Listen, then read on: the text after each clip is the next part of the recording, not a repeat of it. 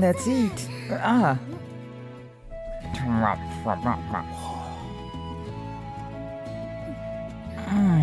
That's good. Spacing out over there. Come on, it's delicious. You're not gonna eat? Right. What are we eating? It got dark outside while we were busy organizing our belongings. At some point, a tantalizing aroma wafted into the room from somewhere else in the inn. The scent tickled my nose and made my stomach growl with hunger. Chuckling, Kuon led me downstairs, where we found a group of locals drinking and dining merrily. Now, a staggering number of dishes are lined up on the table before us. Sheesh, what's with these portions, though? Plates are all stacked so high with food they threaten to topple. This is way too much for two. Hell, there's enough food crowding the table for at least 10 people. Oblivious to my dumbfounded state, Kuon reaches for a plate and hums happily to herself. I'll try this one, and this one next. She piles heaps of meat and vegetables onto some kind of thin dough, wrapping it all up neatly. Oh, yo, we making wraps? Hell yeah, I love wraps. Tortillas, baby! The wrap, bursting at the seams with ingredients, disappears in just a few bites. Kuon opens her mouth wide and stuffs her face, but somehow, she makes it look refined. That's because she's cute. Don't hold back, okay? We're celebrating you making it back here safely. Well, I'm happy to hear you say that. So it looks like quite a feast. Hope she didn't splurge for my sake. Well, if you aren't eating, I'll just help myself to the rest. Huh? She's a glutton. Adorable. Need a wife that's just happily eating food. That's all you need in life. Did she say the rest? Oh, right. Do you not know how to eat this, Haku? Well, not really. Not unconsciously. Not quite able to tell her. I'm more taken aback by the sheer quantity. Well then, allow me to teach you. On the plate in front of her, Kuon grabs another one of those thin sheets of flatbread. First, we get the amai skin ready. Amam. This. Pick up another of the flimsy, doughy sheets, watching it pillow pellantly around my fingers. She called it a skin, but it looks like it's grain pounded and baked like flatbread, not actual animal hide. Dad, you know, I've never ate animal hide before, but I don't think it'd be very good. But I guess, you know, when in Rome, right? I guess I'd try it. The grain we carried earlier was amam. It turns into this after you grind it into flour and bake it. You put ingredients like cooked meats, vegetables, or fish in the middle, and wrap it all up. Once finished, amam nuni.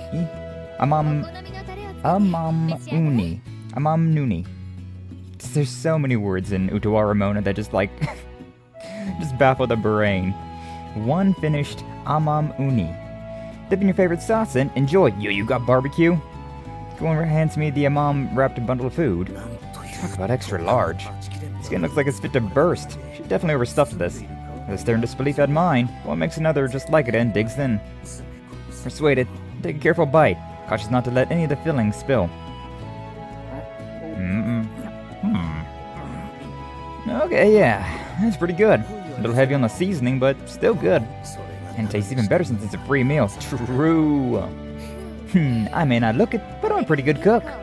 Kuon smiles proudly. I don't think being able to wrap things up in a skin makes you a cook, but whatever you say.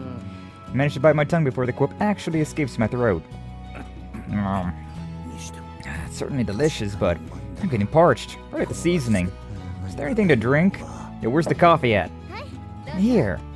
As they're reading my mind, Kuon slides a bowl of amber-colored liquid towards me. Oh, thanks. Arigato. Take an experimental sip, tasting the beverage. That's an odd, citrusy flavor, but it's not overpowering. In fact, it cleanses my palate pretty nicely. Is this alcohol? Uh-huh. It's a drink you'll find a lot in this region. It's not too strong, so it's drunk with meals, usually. Interesting. It almost seems like beer, but that citrus taste distinguishes it from a standard lager. It's like a cider then or something, huh? Ciders are good. Ciders are pretty good. I like it. Bubbles and the sourness go nicely with the heavy seasoning on these dishes. And we don't really have it at my homeland, so it's still a novelty to me. Homeland? You're not from around here, then? Yeah, I'm from across the sea. It was a rough voyage getting here, though. I see. Didn't know that part of the world you're from, but sounds like it's pretty far away. Uh-huh. I've traveled a lot since I was a child, but this is the first time I've been out this far on my own. It was also my first time traveling by ship, so getting that new experience was fun in the end. We did have a few close calls, though. What? You got caught in a storm or something? Kuon puts a finger to her lips, smiling proudly. It wasn't a storm, but we ran into something just about as scary. Can you guess? Something close to a storm, like tsunami or giant whirlpool. Yo, the ocean's so nifty. We love the ocean. Too bad, both wrong. The correct answer is giant sea monster attack. Yeah, I was kind of thinking that it was going to be a monster attack. Like, nah, this definitely seems like the average happenstance around here, right? It happened on a calm, sunny day, and the ship had a lot of people packed below decks. The water was peaceful, so I thought I'd go above and watch the waves, but when I got up there, I was just in time to see giant arms, more like legs, emerge and seize the ship. It was the Kraken!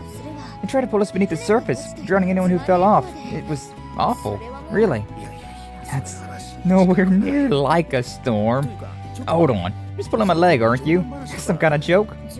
A joke? Kuon tilts her head, quizzically. Never mind. I'm gonna get a headache trying to wrap my head around this. I'm gonna change the subject. I really am curious though about because I still think that we're in that same ballpark, right?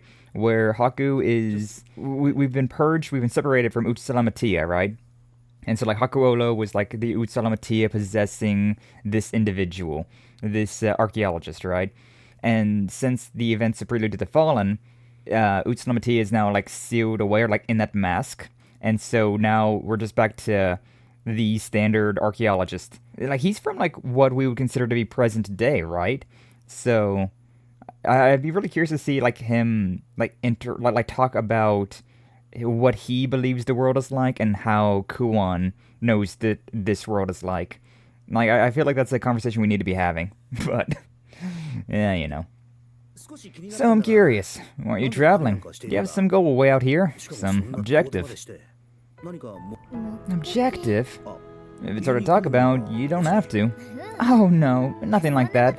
I just haven't had to, put it into words before. I just want to take myself to as many new places as I can, I think. There's a wanderlust deep inside me, whispering to my heart, you know? I want to go to places it's never been, have experiences it's never had, and try new things. So, as long as there are new places for me to take in like that, I'll continue my travels, I suppose. Kuon smiles sweetly, and I have to admit, the beauty of it charms me a little, truly. Drinks that can only be found here, food that's only cooked here, seeing the sights, traveling the open road, wandering a free world with no one to lecture me or force me to study. Really, I have to wonder if this lifestyle is what they mean when they talk about an earthly paradise. It does sound pretty nice, not gonna lie. That last part somehow spoils the rest of it. Nah, I agree. Doesn't your family worry? Ooh, we touched on a touchy subject, huh? At that, Kuon's expression turns dark and distant. Ugh, wrong thing to say. A normal parent probably wouldn't let their young daughter travel alone, much less overseas, so... sorry, I didn't mean... No, it's alright. I ran off without telling anyone is all. I'm not exactly looking forward to the scolding waiting for me. Oh, that's all? Yeah, right, it's I thought your parents were dead or something. Village was razed to the ground and so you became a wanderer. Nah, she just ran away. Okay. Huh? What do you mean? That solemn face just now made me think you don't have a family, and since I said, family? Oh, I see. No. I come from a pretty big household. If that's the case, then it's... Well, actually, no. It's not fine. Won't they be worried about you? My family is, I suppose you could call them... lenient? Liar. If they were, you wouldn't be dreading the scolding they're gonna give you. It's true. They told me I should go where I like and do what I want. I can live freely and responsibilities while one is still young, so I'm seizing the day. It comes with dangers, of course. You can be left to die helpless, disgraced, far away from home. But it's a trade-off that comes with freedom, or so they said. How should I put it? My family values autonomy, independence. You think there'd be a rational limit to what counts as independence? But enough of all that. Eat up. You'll need your strength for work tomorrow. We're working tomorrow, too? Nah. 5 days a week? No! Let's see. Next I'll try this, and then... You're still eating? Someone Kuon man should put a whole new amumuni. I'm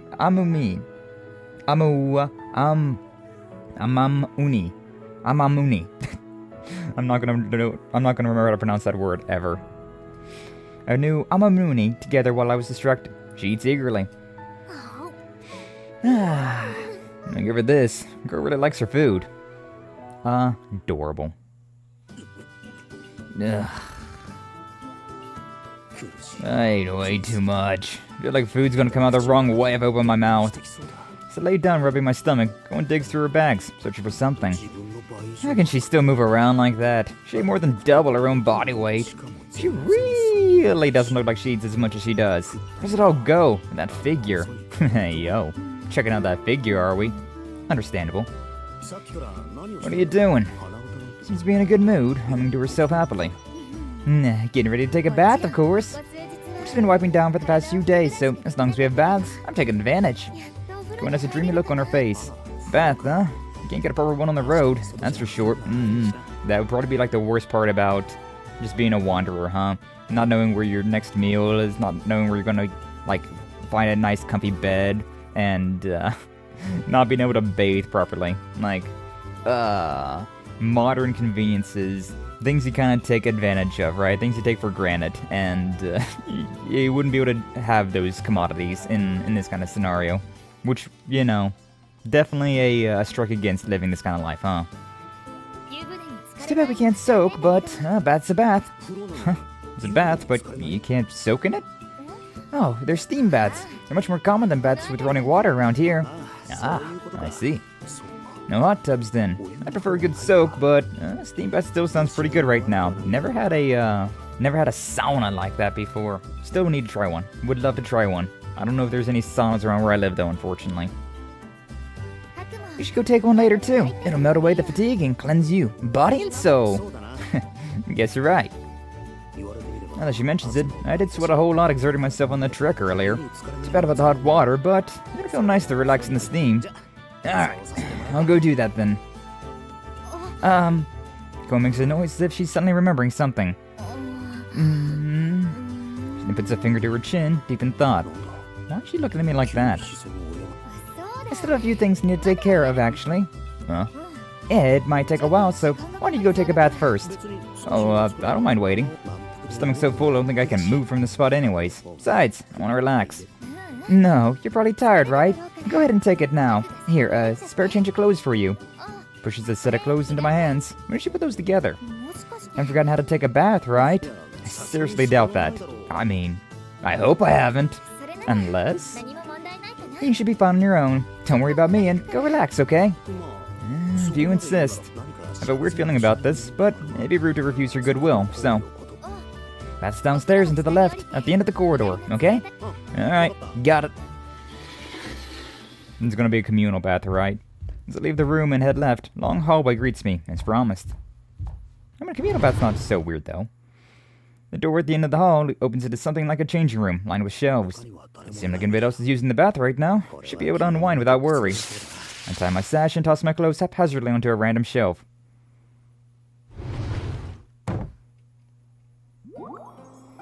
Aww, this looks nice.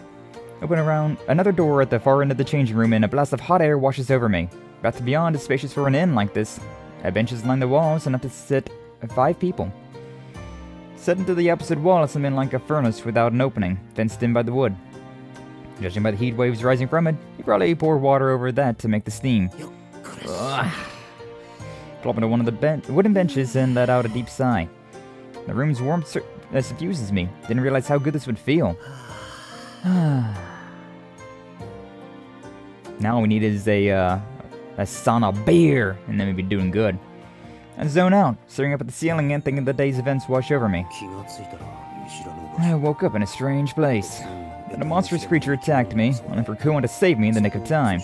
And now, here I am with no memory, no belongings, no power, no place to go home to. A whole lot of nothing. What am I gonna do? Ugh, no point stressing over it. As it stands, I can't do much but trusting Kuon's hospitality. We'll see how things play out.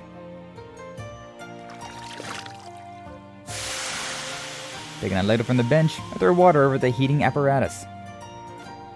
The hiss of evaporating water and a cloud of steam fill the room, heating the air. I walked so much. Calves are all swollen. Marks at my feet too. Ow. A dull pain shoots through my foot when I try to rub the ache away. Perturbed, I lift my foot, looking at the sole to find the source of the pain. A loud thud interrupts me from the other side of the thin wall. Sudden collapse? Doesn't matter, I guess. I look back down at the poor sole of my foot, right for the blisters. Some of them torn and bloody.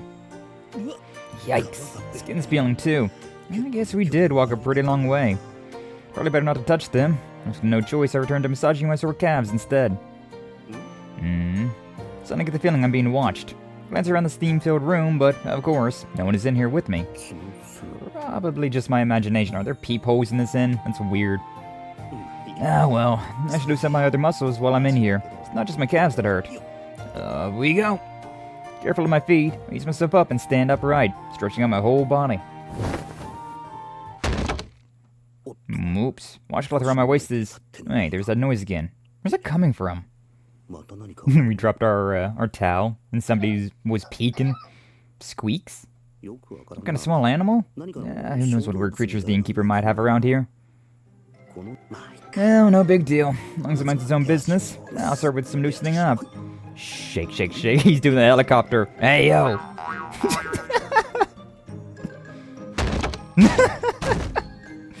Somebody's getting the show. Something's making a lot of noise out there. What's with the ruckus? Whatever. Some hick swivels. The sound effects really add to it. No. Alright, here we go. Pick up the bass!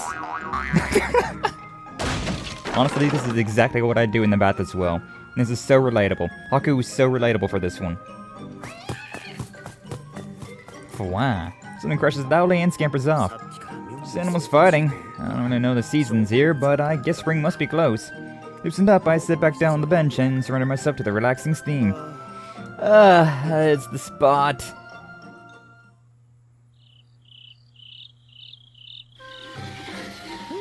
I'm out of the bath. Enter the room, relax and refreshed to find Kuon sitting in the corner with her back turned. Was she peeking? Hey, yo, Kuon? He just had to ask if you wanted to see the goods. Like, damn. Kuon, I'm out. What's going on? I reply. She doesn't seem to even notice me.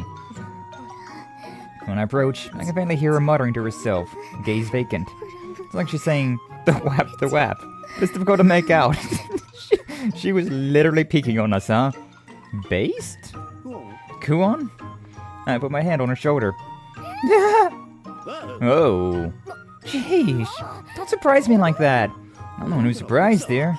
Something happened. I had a 1,000-yard stare and you were mumbling like you'd seen something awful. What happened?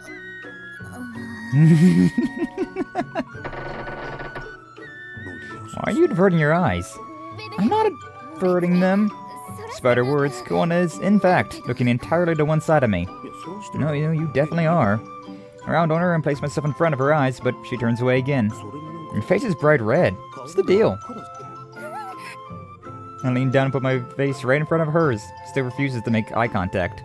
Instead, her cheeks turn even redder, and her eyes are bloodshot like she's been drinking. Her eyes are red too. Are you feeling... Huh? Out of the blue, Kuon grabs me and tosses me away like a rag doll with casual strength of hers. Just got fucking suplexed. Crazy. My body flies through the air, landing squarely on the bed. Oh, Yona, what are you do? Hey, yo. You need to concern yourself with me. More importantly, why don't you tell me about this? Kuon pulls my feet upward and inspect my soles. Tell you what? Something I needed to tell her? Kuon ignores the question, frowning deeply at the sight of my ruined soles. You said something wouldn't have made you strain yourself this much today. What? I didn't tell you! Repeatedly! I run through the day's events in my mind. I gripe and complain several times. And actually come to think of it, I never complained out loud. I only ever muttered the gripes. Yeah, that's what you do. Nah. She is such wife. Like, I don't know who I am, I don't know where I'm at, but I don't need to know any of it, actually. We have wife, life is good. Hold still for a moment. Kuon takes several small pills from the pouch at her waist, then puts them into her mouth, chewing. Oh, what's that? Kuon only smiles, taking the chewed up glob from her mouth and smearing it on my feet. This will sting a bit. Can't quite figure out why, but a chill rolls down my spine at the sight of that cheerful smile. No, for real. Like, that smile could bend nations. Kuon's fingers work the substance into my feet, paying special attention to where the skin peels. Is she applying a salve or something? It's definitely stinging. Ow. Maybe stinging isn't quite the word. It itches and tingles more than it stings. It's probably the medicine, but suddenly I can't contain the urge to scratch my itching feet. But when I reach for them, Kuon bats my hand away. No touching. It'd be uncomfortable, but effectiveness is second to none. So that's why she was smiling. God, it itches! It itches! Should just about do it. It'll settle down after a while, so hang in there until then, okay? Still smiling, Kuon expertly wraps my feet in tight bandages, sealing in the salve. And for good measure, a kiss. Kuon sits an odd-legged jar next to my pillow. That's not a kiss. Well, what's that? Just watch. She removes the jar's perforated lid, and inside looks to be packed with white ash. Then nestling a small piece of charcoal in the ash, she lights it and waits for a moment. Finally, another small, black pill goes on top of the lit charcoal. A moment passes and sweet free scents begin to waft from the jar, filling my nostrils. Yo, incense? We love a little bit of incense. Incense burner, huh? Exactly. This particular incense is a blend of aromatic and pain-relieving herbs. It'll relieve your fatigue and pain, and has ancillary properties that facilitate sleep, I think. Even as Kuon speaks, I can feel the fragrance soothing my mind and dulling my pain. I feel light. Oh, that's blissful. I think the concentration might be a little high. Are you feeling okay? You don't feel ill? No, I'm good. I'm really, really good. Getting sleepy. Eyelids heavy. Now, are you feeling pain anywhere else? Haku, that's my bed. You can't. I'm sinking. There's 2 beds, probably. Like, just take the other one. Or sleep with me. I don't mind. My consciousness swirling away into oblivion. Hey, Haku! Hey! Aww. I picked up quite a burden out there, didn't I? But I suppose that's your?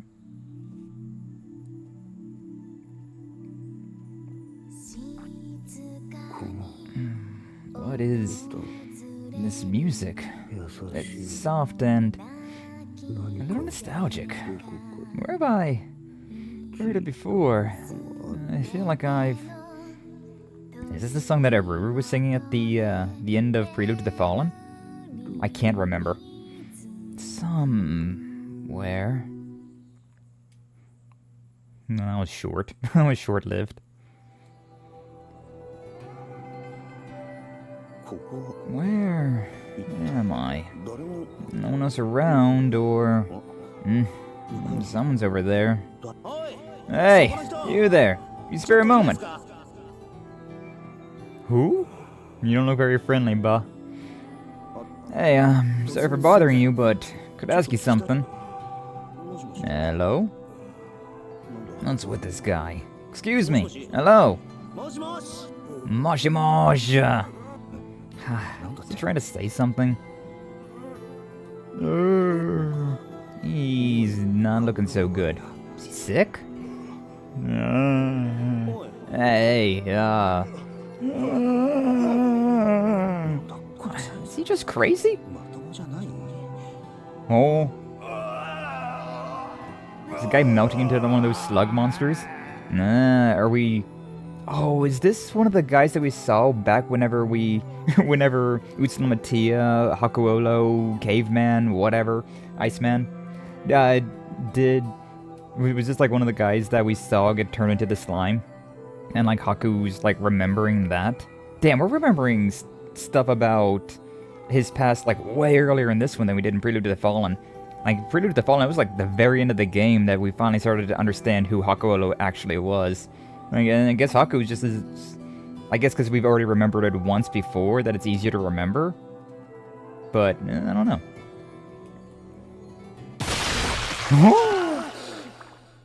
Pretty. The blues and the reds go great together.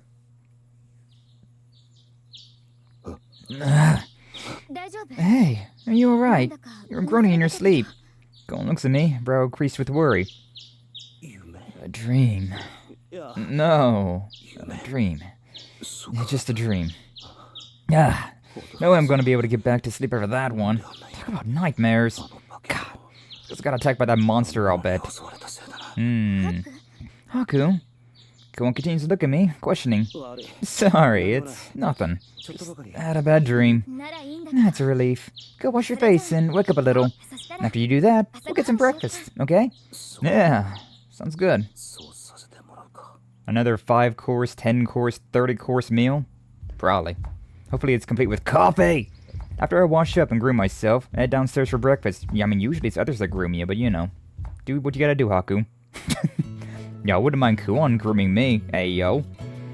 Kuon and I spot each other, and she smiles, waving me over. Raise my hand as I approach. Oh boy, this again. This is breakfast. Not nearly as much food is laid out as last night, but the amount is still ludicrously excessive. Is it not enough? Didn't seem like you had a big appetite, so I went a little light. No, this is plenty. In fact, by no stretch of the imagination is this not enough. Alright then, let's eat. Hope there's eggs. Freaking love eggs. Eggs and coffee, amazing breakfast. I hold the soup bowl in front of myself and take an experimental sip. Some more alcohol? Oh no. Stewed vegetables and fish. Seasoned pretty well, too. Not bad at all. But it's not a breakfast beer, so what's the point? I'm starting to warm up the more I drink. And I can feel my appetite growing, too. Oh, unless it is. Got some alcohol in it? Here, this is yours. Go and stack some more of those mom rolls, busily wrapping the food on her plate. I do love tortillas. I appreciate your thoughtfulness, but with an appetite, you don't eat so much in the morning. True, though. She's so cute. Not that the time of day seems to have any impact on Kuon's appetite. Ma'am, could I ask you something? You called? Yes, I was wondering if you have any work available. Whatever simplest will do. Let me see now. Innkeeper sits down her tray and pulls out a dog-eared notebook, flipping through its pages. No.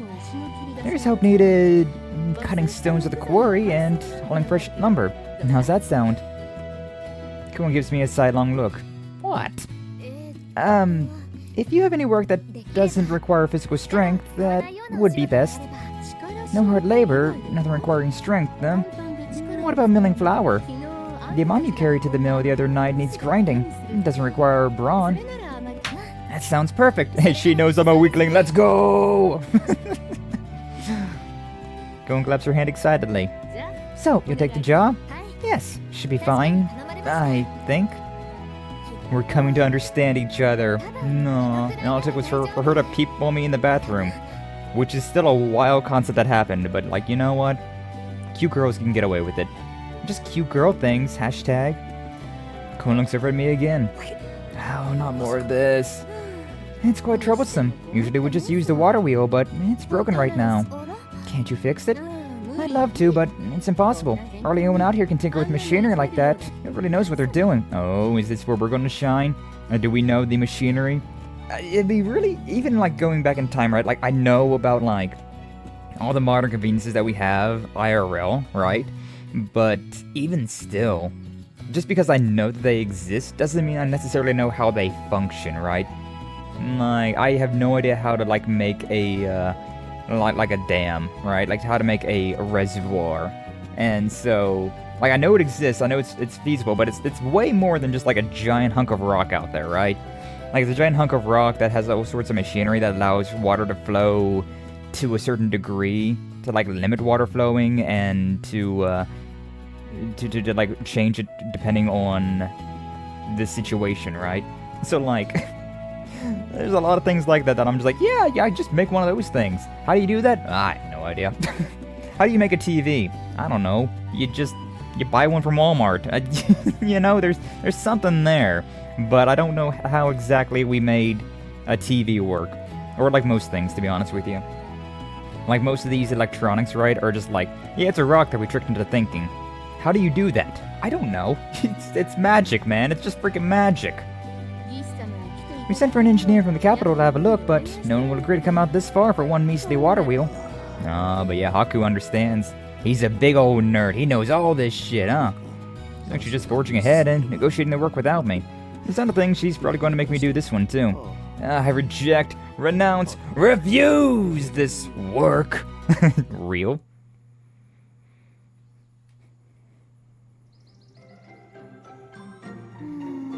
It really isn't moving. Must be broken after all then.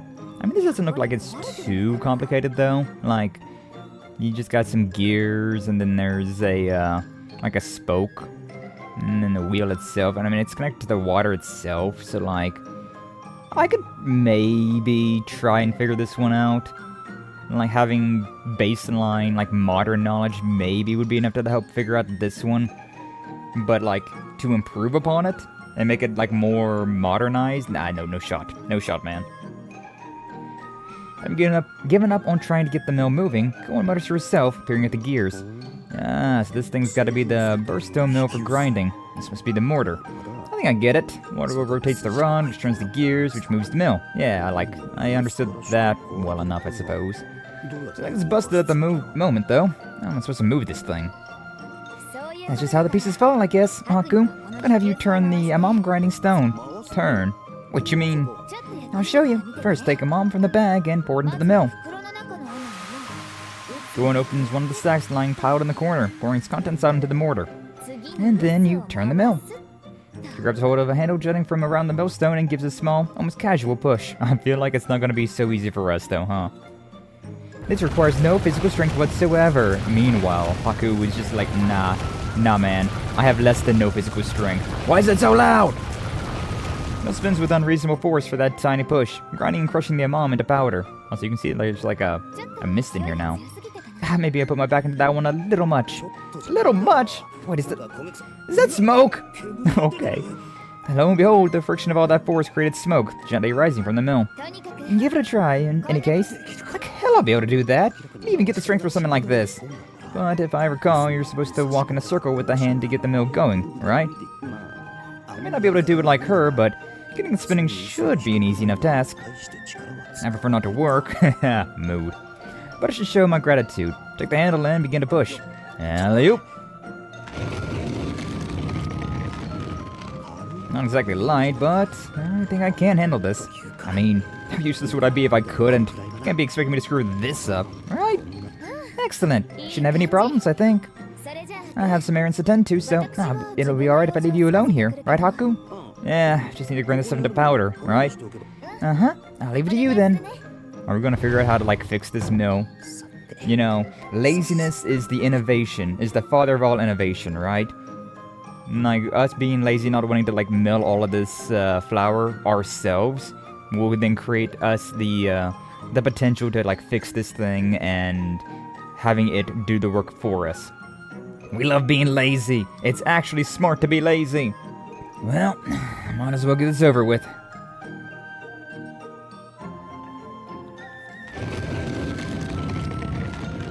Push on, push on, push on. Spin, spin, keep on spinning.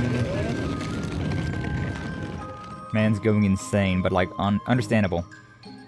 I also sing to myself whenever I'm doing monotonous tasks, especially if I don't have music. Like I'll sing to the song if I have music, but if I don't have music and I gotta do some sort of monotonous work like this, I'll still be like singing to myself, just going crazy with it. Don't get me wrong, I'm glad it's not strenuous, but man, I'm bored. This is monotonous work.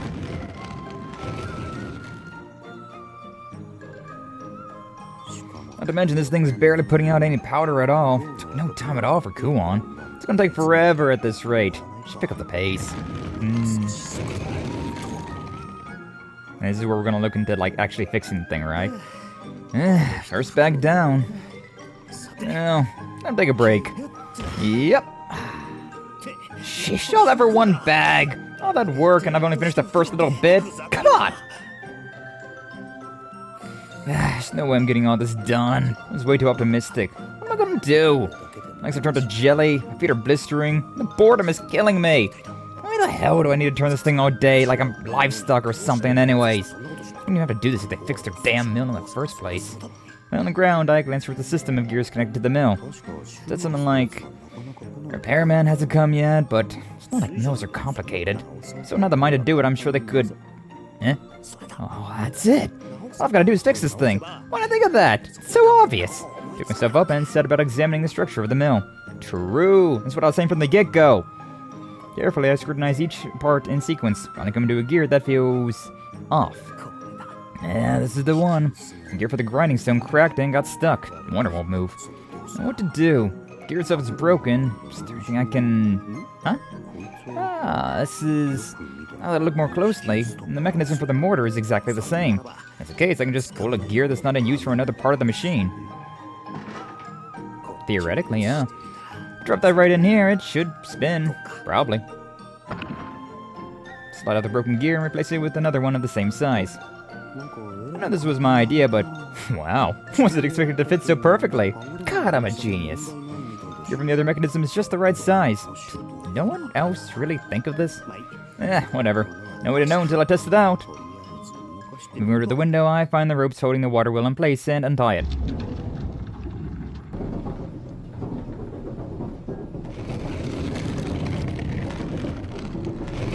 With a loud sound, the axle in the center slowly begins to rotate. Gears follow suit, and finally, the mill starts to move as well. Hey, alright, you got movement. The mom inside the mill falls out in a steady stream of fine powder. Success! Now all I have to do is sit and reap the rewards. Sit back on the floor and kick my feet up for a nice, long, well-deserved break. The mill continually spins before me, quickly overtaking my efforts from before. It's a Mom Powder City! I figure if it keeps this pace up, it should be done by nightfall. Really, should have done this from the Footsteps from outside interrupt my thoughts. Acting on reflex and instinct, I quickly stand and move to the mill. Haku, everything going alright in here? Just as I reach the mill, Kuon pokes her head in, holding a tray in her hands. Yeah, doing great. The reason I find myself with my hands around the handle, pushing the freely rotating mill. Man's trying not to get in trouble for his slacking off, even though he literally fixed the thing. So like, bruh, what are you doing? Acting like a kid trying to hide shirking his homework from his parents. Exactly. What are you doing? Looks like it's going well, I guess. Well, this is... Wait, hold up. Which was just about to explain how I swapped an auxiliary gear, pausing. If the mill is repaired, there's no point in me spinning the stupid thing. Which means I wouldn't have to be here, and Kuon would just find another job for me to do, right? That's your thought process, huh? That's what you're thinking about. Does that mean you're gonna break the thing? Thinking back, I recall the conversation Kuon had with the innkeeper. There's help needed, cutting stone in the quarry, hauling fresh lumber. How's that sound? No, thank you. No more. Have my fill. Reject, renounce, refuse this work. There's no choice. Kinda sucks lying to her, but I'm gonna pretend I'm working for now. Kuon doesn't seem to catch on, for she steps inside and sits on a bench with her tray, tail curling. I mean... I'm pretty tired from all that work. I brought some tea. Come on, take a break with me. Yeah, like... How are we going to hide the fact that it's a work? You're just gonna not take the break? Sheesh. 2 cups sit perched from the tray, warm steam rising from their depths. Not good. Let go now, this thing's gonna keep moving on its own. It'll be a dead giveaway. Just let it ride, it's fine. Something wrong? No, I'll be done with this bag in a bit, so I'll stop for a break then. He's gonna get cold. No, you shouldn't push yourself so hard. You've only just recovered. Maybe you should take a small break for your health, you know? I can switch you for a bit. No, thanks. This is my job, after all. Yep. Should definitely figure me out if we switch off. You sure you're not pushing yourself over your limit? Of course not. Well, you say so. Suppose it was rude of me to interrupt while you're working so hard. Kuon smiles, giving a delicate sip of her own tea. I have to say, I'm a little relieved. About what? I was a little worried you were going to starve to death, the way you were carrying on. You were so weak, wasn't sure if you were going to survive.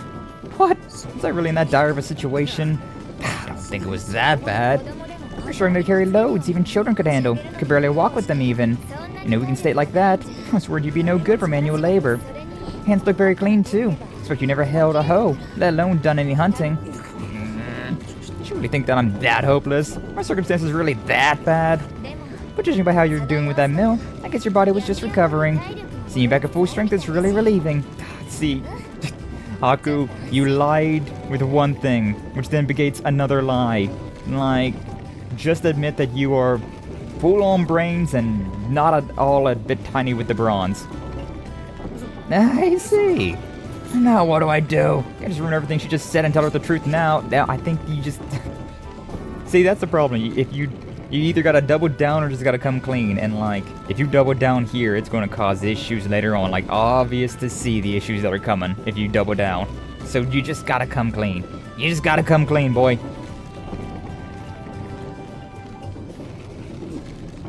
Crap, I'm getting really tired. I actually do want to take a break, but I can't while Kuon's here. I feel like I'm being ungrateful by deceiving her, but I'm really at my limit here.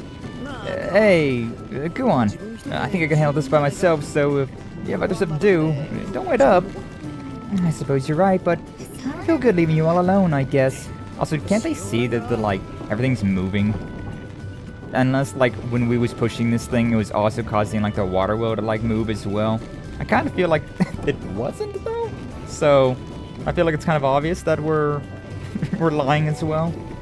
You don't trust me much, do you? I mean, I wonder why. I should figure out that I'm trying not to work. Please just take that out and go. Please. It's not that. I'm just worried that if I take my eyes off you, you might just fall down and die. Maybe. Come on. Even I'm not that weak, I think. As the one who took you in, it's my duty to see to your health. If I'm not capable of doing that, then it was wrong of me to bring you along back then. It's nice to hear you say that, but I'm not too comfortable with so much worrying. I'm sure you're busy. Don't let me keep you. Really? Well, if you insist, I'll be on my way. One sits down her cup and gracefully stands. Just remember, don't overdo it, okay? Take breaks every once in a while. Alright, understood. Get it. Did you please go so I can actually take a break? Good. I really, you know, I understand that you was wanting to not go to work with a quarry and whatnot, but I feel like if she understands that you are more mechanically minded, more brains than brawn, we could find that kind of work for you, right? I doubt well, I mean, they say even kids, right? Like, I was gonna say, like, I doubt everyone in this world is, like, super strong, but, like, evidently, maybe so. You might quite literally be the weakest individual in the entire planet, which is a hell of a title. I'm sure Kuon is out of earshot, crumpled to the ground beneath the mill. Somehow. I just play it off. So guilty, but I'll worry about that later. I guess I'll grab some tea before... Yeah! Knew it! I know it! I knew she was gonna come back. Thank God that she came back as well. Haku? Yeah? Get back to the mill in the nick of time. Why do you have to be so arrogant about this? This is the wrong time to be macho. It's probably a little cold now, but the tea, is something wrong? Nope, nothing at all. Really? Well, it's important to stay hydrated. Just drink the tea when you can. Understood. Okay, keep up the good work. This time I keep my ears open for any unusual sounds. Once footsteps slowly grow more and more distant until, finally, I can't hear them anymore. Eesh, my heart was gonna leap right out of my chest. The sweat from my brow and regard the mill. What do I do now, though? I have no way of telling when Kuon will be back or when this will be done. There's gotta be a way to wrap this up faster. Can I get the mill to turn more quickly?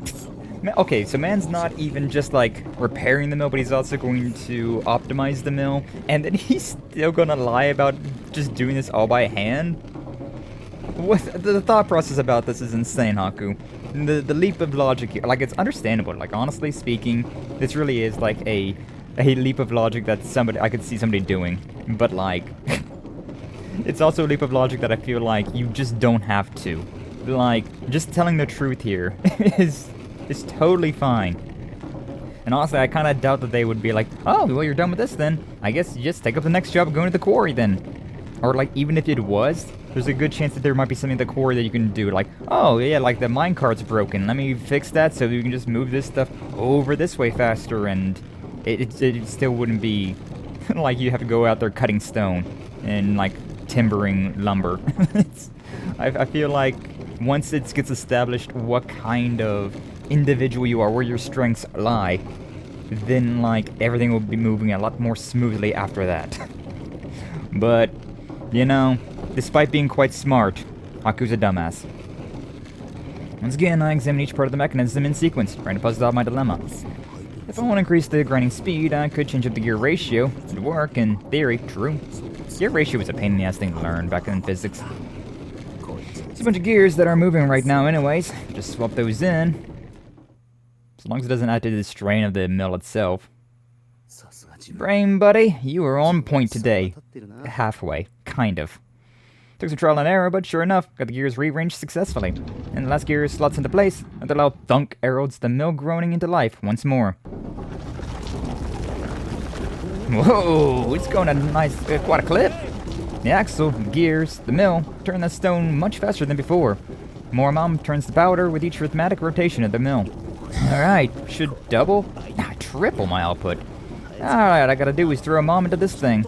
Alright, tea. Cool probably went through the trouble, so I should drink some. Probably cold now. Footsteps! Balls sound closer and closer, so I quickly jump back on the mill handle. Why do you gotta be so asinine about this? Yeah. To get my grip on the handle, I can feel the speed. It's the sped up mill pulling me along. I have to run to keep up. Too fast, too fast! Try to slow myself down, but I can't for the momentum. Trying to stop just as it ends in getting dragged. True. This is why you just gotta admit. I almost forgot about dinner tonight. Would you... Ukon cuts herself off. The sight of me running at full tilt around the mill greets her. What exactly is going on here? Just cut your losses, Haku, and tell the truth. As you can see, I'm just bending the mill. Jeez. It's more like the mill is spinning you. Oh, well, I think I've gotten pretty used to it. The speed is no problem. I'm gonna trip over my own feet and struggle to keep my balance. Something the matter? Haku. Kuon looks at me with suspicious eyes. Yeah? Can't breathe. This is my limit here. Is there anything you'd like to tell me? Yes, there is. No! I'm not hiding anything from you. Look, I'll be great. I'm just fine here, so you go take care of your... Oh, no need for that. I've already finished all my errands. I think I'll stay here and watch you work for a little while. Thank you, Kuon, for seeing through Haku's dumbass lies. What? Kuon resumes her position on the bench, reclaiming her tea and sipping elegantly. A bit lukewarm now, I think. Kuon lets her long, sinuous tail swoosh back and forth as she watches me struggle. She totally knows now. Just cut your losses, man. You know, I know, everyone knows that she knows. Sound out of breath, Haku. Are you alright? What could you possibly mean? I'm not out of breath. Why is your face so red, Haku? It's pretty hot out today, yeah? Why are your arms and legs shaking like a newborn animal's? Just trembling with excitement here. Work. What a rush. Ah, I see. Suddenly Kuon's tail whips out and snakes around my legs. Take them out from under me. Thank you. Like, man, he was really just like doubling down on the dumbest argument ever. Like, why? Why? What the? Yeah. And then it quickly comes full circle without me. Yeah, then I was about to say, like, is that going to like smack me in the head? Blah. Taken in the back, the might of the water wheel carries a little for my body weight, pushing me along. Around and around and around. Dumbass. Haku, take a seat. Well, you see, I said take a seat. Kuon forcing me to sit on my knees. So you managed to fix the water mill, but kept quiet about it. Well, whatever your methods, as long as you were grinding grains here, I wouldn't have given you more work. Wait, what? Then I went through all that for nothing? Yeah, kind of duh moment, don't you think? When you do something like this, it makes you feel like you don't trust me, not to mention sad. Sorry. Anyway, let the innkeeper know the mill is at least somewhat usable now. I'm sure she'll be thrilled by the news, since she seemed pretty down about it being broken. But if you tell them that, then I won't be able to slack off. There aren't any problems with that, are there, Haku? Well, maybe we could keep it a secret for a while longer. Just, an idea. I don't know why he's so goddamn determined to keep this a secret. Like, are we staying in this village? How long are we staying in this village? For like a week maybe? A weekend? Just, I don't understand the thought process of all this lying that he's wanting to do. He's just a chronic liar, I suppose. But Kuon smiles cheerfully. It's a very kind, gentle, earnest smile, but a chill courses down my spine nonetheless. Is that badom badoki doki? Swish? The next instant, Kuon's whip-like tail wraps around my head tightly. That's a thought. I've never thought about that thought before. But that's a thought. That's an image. Sorry, I couldn't catch what you said there. What was that? No. Like a boa constrictor around my head, huh? Hot? Wait! Immense force presses inward on my skull, closing with the strength of a vice. Alright, I didn't finish what I was saying. You did do something of use to the people living here, so you get a little reward. And for your reward, your punishment will only be a small one. Are you gonna crack my skull? Yeah, thanks for this reward, I hate it. But between the arithmetic and this, I think you aren't a manual worker. I think I had the wrong idea about you after all. True. Yeah, I thought for sure my skull was gonna crack. Once Kuon finally releases me, return to the inn, where a commotion seems to be brewing. What's with this crowd?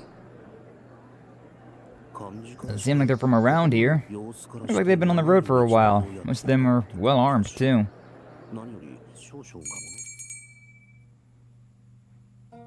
So he...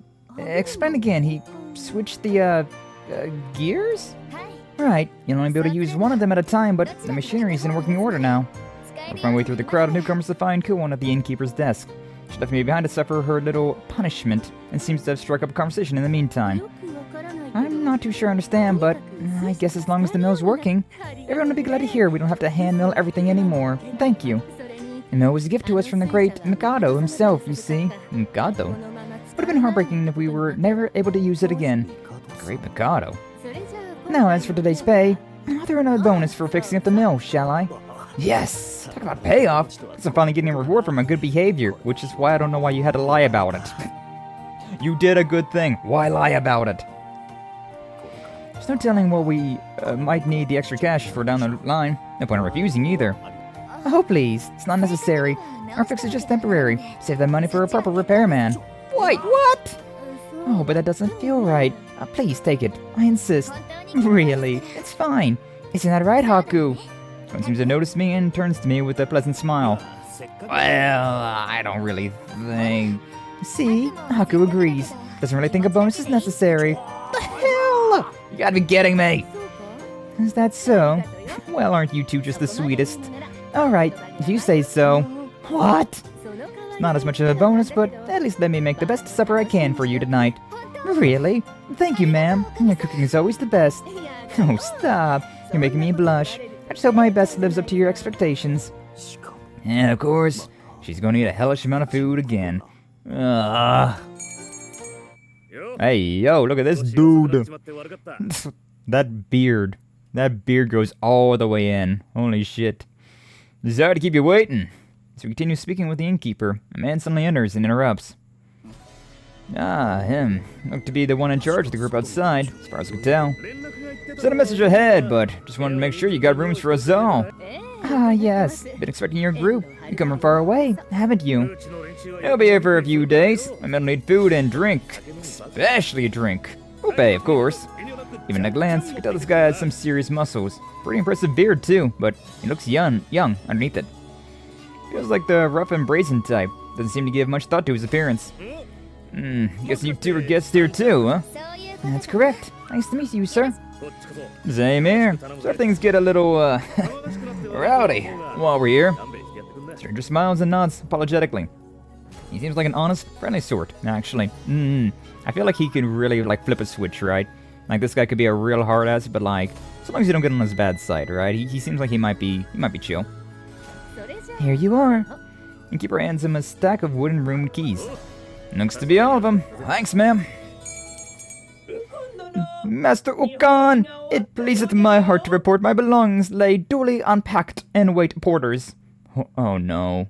Oh no. Another man enters the inn.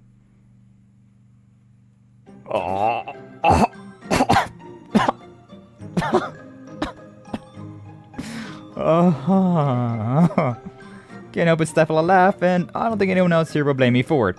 Not after catching a look at this guy. This lanky figure, ridiculously flashier robe, which are both fine.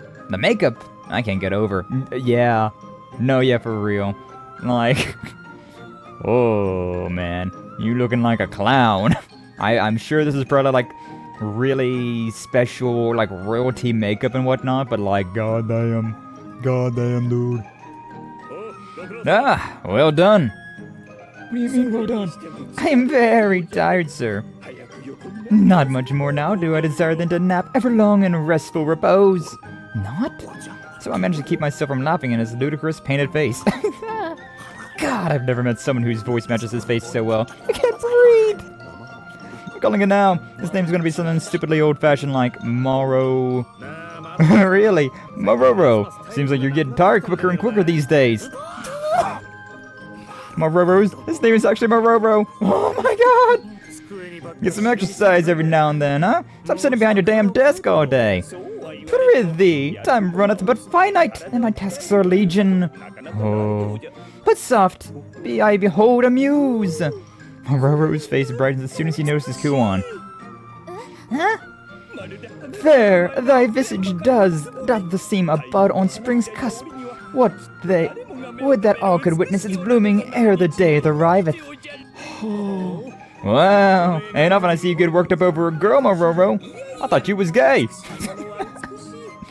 Hast thee no eyes to see, friend? Rare even amidst the imperial capital's myriad beauties are such visions of radiance.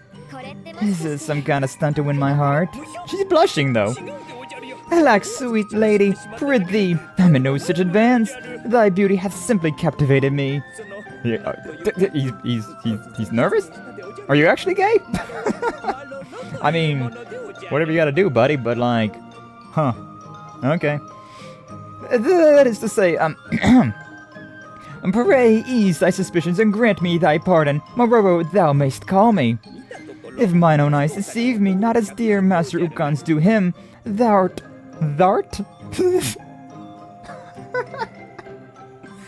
Oh my god, I can't take this guy seriously. Thou'rt our fellow guest in this place of hospitality. On our company's behalf, I beg thee forgive our unruliness anon.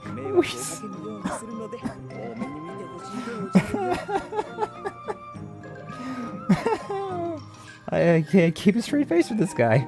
Oh shit. We seek benign revels only.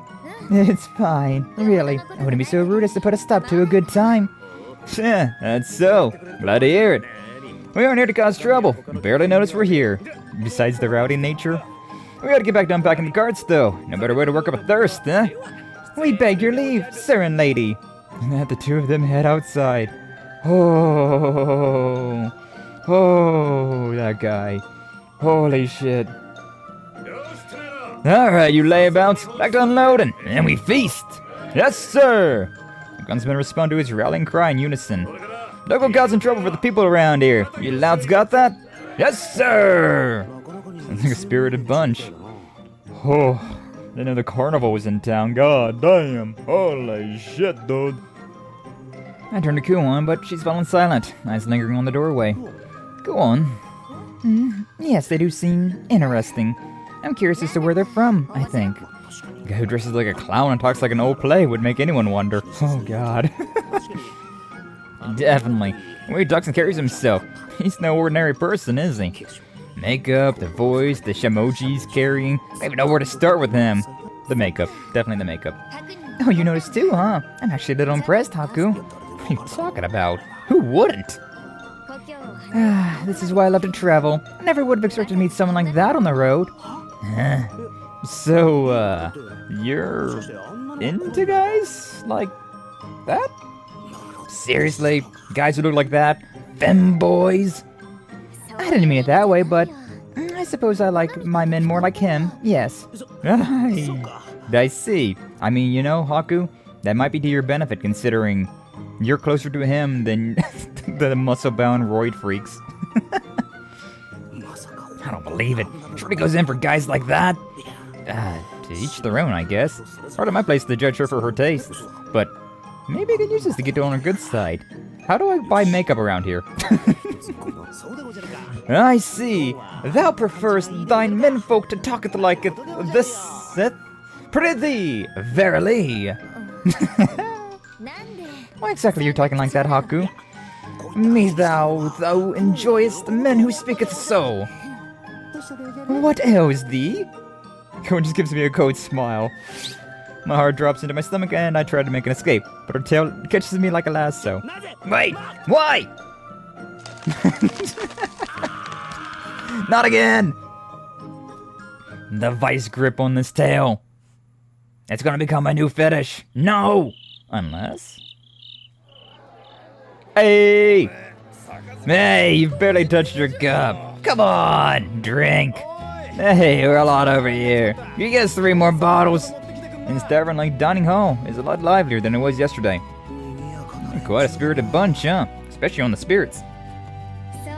So it seems. Can't say I mind the atmosphere, though. Kuon pours herself a cup of sake, looking faintly nostalgic? It's hard to tell. So, Haku, thinking about moving on from here to the Imperial Capital. What do you think? I had a feeling we wasn't going to stay here for very long. Like, you were a wanderer, and I have no reason to stay anywhere. The Imperial Capital. The only jobs we're likely to find for you here are all manual labor, which you aren't fitted for. Suffice it to say, I think someone as we can see will survive out here for very long. That is a very true and fair point. You're a lost cause in brawn, but I think you have the brains to make up for it. Your capital will be just the place to find work for someone with your skills. I'm really doing all this just for my sake? Don't worry about it. I was planning on making for the capital sooner or later anyway. You say so. Didn't even know this place had a capital. Well, Yamato is made up of a lot of provinces, so there are actually quite a few capitals. I'm not surprised it's hard for you to picture, since all you've seen is this one little village. Yamato, huh? I can't put my finger on why, but the name does sound familiar. At any rate, my point is this. If we go to a proper city, might as well be the big one, the Imperial Capital. It's the seat of power for the Mikado, Yamato's divine ruler. It's really... What's this? The kid's planning on heading for the royal capital. One of the men at the next table suddenly turns around to address us. It's the guy from earlier. Hey, sorry to interrupt. Couldn't help but overhear you two talking about my old stomping grounds. You're from the Imperial Capital, sir. Yeah, out on a little errand right now, though. But hey, I haven't even introduced myself. I'm Ukon, the leader of this company. My name is Kuon. This is... I suppose you can call him Haku. Haku. We've been traveling together for a bit. Kuon promised me, and keep my introduction simple. Kuon and Haku, huh? Must be fate we're all in this in together. Pleased to meet you. Likewise. So, oh god, he's drunk. His red cheeks are even redder now. Mash Ukon, to whom dost thou speak? Oh, 'tis milady once again. Drunk already, Mororo. I don't mind you getting sauce, but keep your nose out of trouble, eh? What? Prithee, Master Ukon? I am but the picture of stone sobriety. Sorry, Mororo, but you're not fooling anyone. You're as much of a lightweight as ever. Bah! Mine is so keen of mine that Mikado himself doth recognize the luminance. A scholar am I, lest thou forget. I was keeping a pretty straight face there until Haku started laughing. Damn it, Haku. It's like whenever you're out and about with friends, right? And then you see somebody that you're like, oh my god, that is an individual. Holy shit, that's an individual. Something's going on there. They're quite special. And you can keep a pretty straight face, but then you look at your friend and just like, oh no, we're done. It's done. It's toasted. Try to hold my laughter as Mororo appears, but it's no use. I really should be prepared by now, but I can't help it. This guy's just too damn funny. Amazing. Nah. If the Mikado appointed him, that means he's passed the hovering Imperial exam. I don't get it. You passed the test? A really hard one? Hard enough that only one person every few years does well enough to earn the Imperial Scholar rank. No! Thy words do warm the very cocklish of my heart. The what? Oh, go on. Sweet Baragon of earthly beauty. This rank is so lofty and impressive. What is he doing way out here in the boonies? Oh, Master Ukon himself. She gets the mine age, sir. Worth 5 score hands on swords and more. What Mororo's trying to say is I brought him along because he's a spell slinger. Damn good one, too. Seems like you've placed your confidence in him. Suppose one can expect as much from a scholar. Oh ho ho! For truth, such station cometh not from idle laziness.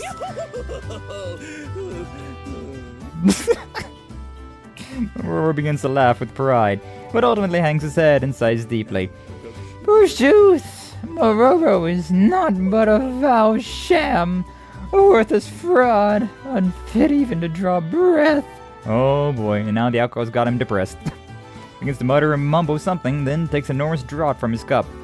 Huh? Why is he depressed all of a sudden? He's one of those, like, bipolar drinkers, huh? Real highs and real lows, huh? Oh, this again. We're at some problems. Let's leave him alone for now. He'll come around. So bizarre. For an Imperial Scholar to accompany an armed group so far outside the walls. What exact... Oh, never mind. Please forget I said anything, sir. You say so. Not really anything we've got to keep deadly secret, you know. So, you two from overseas? I've seen clothes like that around here before. Yes, sir. You could say I'm a tourist. Just here for sightseeing, really. Yeah, you don't look like the traveling merchant type. Tourist, eh? Wish I had time to sightsee. Yamato is a peaceful empire, but it'd be dangerous for a noble lady like yourself. Especially with only one bodyguard. You got some serious guts. Give you that, Missy. It's actually the other way around. I'm the one that's getting bodyguarded. Sorry. I'm afraid you're mistaken. I'm no noble, sir. Oh, you keeping it a secret. I should be the one apologizing then. I did kind of wonder, right? When she talked about her family, I was like, is she some sort of, like, bigwig that's, like, on the run? Like, on the lam? Not really on the lam, but, like, you know. She's living out her, like, her youthful years like this. And then, like, when she goes back home, she's gonna have to, like, take up the mantle of some sort of, like, bigwig. A secret? What makes you say that? Ah, come on now. Talk and act like us common folks, sure. But anyone with eyes can see you've got blue blood. And the education to match, too. I bet you're from some of my family. Maybe, not a princess. Am I close? Princess? You flatter me. Or are you trying to win me over now, too? Ha! Of course not. Just thinking out loud. I'd do that. I don't know why that was so funny to me. Just this guy being like, nah, I just like to think aloud sometimes. You know, just something that I do. I'm quirky like that. Quirked up white boy, am I right? Well then, I'll gladly take the compliment, sir. I suppose it's a lot like how you're not just an ordinary sellsword, right? Bah!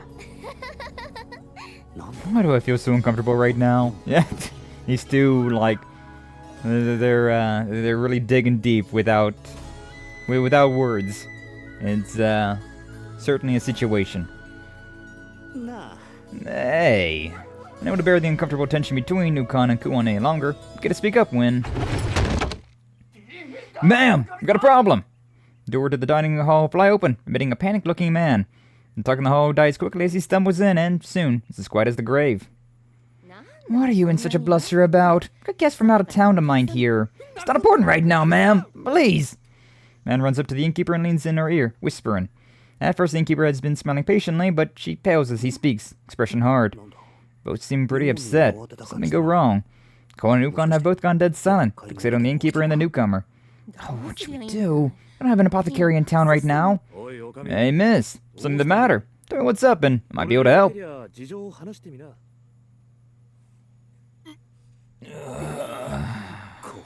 This.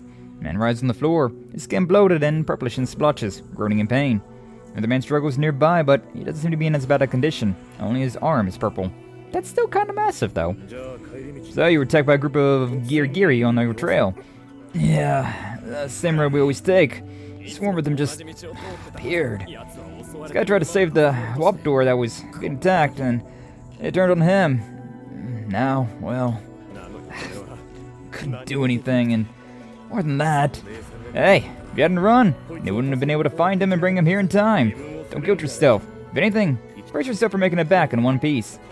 Hey, Kuon? What's a Giri-Giri? It's a carnivorous insect with a segmented body, lots of legs, hard carapace, big scissor-like jaws. But while they might bite, I've heard of them attacking people unprovoked. Big insect, hard carapace, enormous jaws. Is it that giant scorpion thing we saw earlier? Yeah, that thing. Could it be? What's wrong? I was probably also attacked by one of those. You? But I didn't see a Giri-Giri where I found you. Right when Kuon saved me, the Tatari had already absorbed it. I was attacked by one of those Giri-Giri things before you came to rescue me. I was almost bit by it, but that Tatari swallowed it and saved me in the nick of time. Talking about the same one that was about to swallow you? Yeah.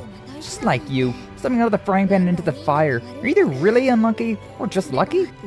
Wait, why is that just like me? Huh? What's with that look? I mean, you're lucky that you weren't bitten. Giri-Giri are highly venomous. That's not what... Wait. Venomous? Venom. Are these guys gonna be alright? They probably pull through. Venom isn't that potent, and Highlanders like them tend to have a solid constitution. It's only the type that paralyzes the infected host. Anyway, so they're not in mortal danger. That's good at least. Yeah, you're definitely lucky. You wouldn't have been able to escape if you'd been paralyzed. Pretty sure it would have slipped me in two before the venom could have had any effect anyways. Why are these guys being treated though? You shouldn't just leave patients like that. It may not be life-threatening, but I can't imagine being bitten like that isn't painful. Without a doubt, the swollen purplish flesh around the wounds look extremely painful. They sucked out the venom, looks like, but medicine ran out. The innkeeper lady's making more. I see. Are we gonna, like, some miraculous way know how to make, like, antidotes as well? Or is it gonna be Mororo? I feel like Mororo it's time for him to shine. It's a run situation. Townsfolk say the attacks are so frequent, their stock is depleted. With a stroke of luck, they got the ingredients for a new batch in just the other day. He's gonna get advice from that big brand of Mororo's, but he's gonna drink himself out cold. Okay, never mind. So it is gonna end up being up to us, huh? I mean, this is difficult though. Like, making an antidote out of a poison, like, unless you know the recipe beforehand, right? And like you can, like, you have experience with it, but getting a brand new poison and then trying to like make an antidote out of that thing is insane work. Like, that takes a lot of testing to like figure out what counteracts the poison and whatnot. This is not something you can do in a night. But I feel like for some reason, some way, somehow, Haku's gonna be able to like just savant his way through this, huh? Why? Even burned insect-repelling incense, and they still came swarming. I heard there've been more injuries from these attacks, but sheesh, there's swarms? Is it that bad? They've been happening more and more for the last half a year or so. They've never attacked in swarms like they did today. Never heard of Giri-Giri attacking people at all, let alone in organized groups. Maybe some kind of outbreak. Could be a real pain in the ass if we just leave them alone. Hey, hang in there, alright? Is that damn medicine ready yet? Can't you do anything, Kuon? My medicines are more general purpose. If there's a specific anti-venom, it'll be much better. Entering the swelling won't dispel the pain. Not immediately, anyway. It looks like I have no choice. I didn't want to use this, but... Learning that to herself, Kuon pulls a pair of small round pills from her medicine pouch. Now, put this in your mouth, but don't swallow, okay? Just let it dissolve, slowly. What is... It's an analgesic. Analgesic? It'll relieve your pain if you suck on it. Thank you. There's something like that up your sleeve. When you bust that from the beginning. It's for emergencies only, and just to warn you, it's not the greatest tasting stuff. Woody Man regards the pill with trepidation at that, but boldly throws it into his mouth. Did you hear what I said? Kuon brings the second pill to the man lying down, holding it out to him. Despite his pain, he's be conscious of his surroundings, where he also takes the pill obediently. There, I should help you feel better. You'll get some dizziness, but at least it's not pain. Just painkillers then, huh?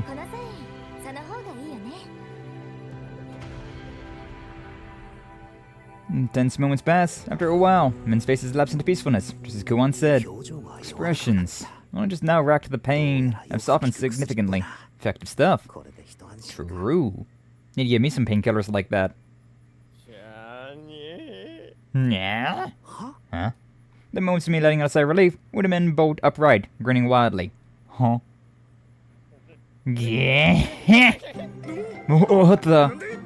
What's going on? What's happening? He laughs, head swiveling wildly, then falls to the ground as if something inside of him has snapped.